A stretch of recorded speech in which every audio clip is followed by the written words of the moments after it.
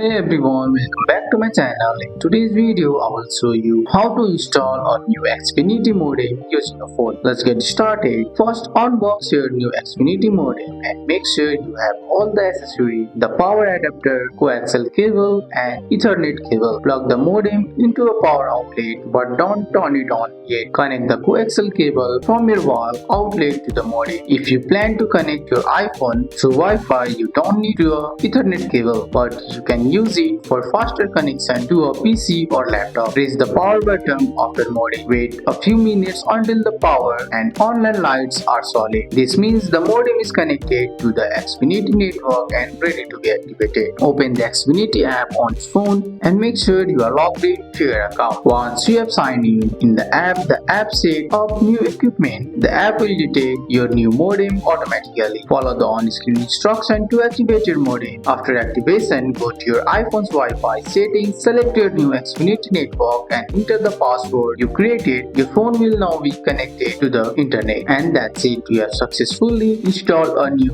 Xfinity modem using your iPhone. That's all for today's video, guys. I hope you guys like this video. If you found this video helpful, drop a like, subscribe for more videos. Thanks for watching. See you in the next one.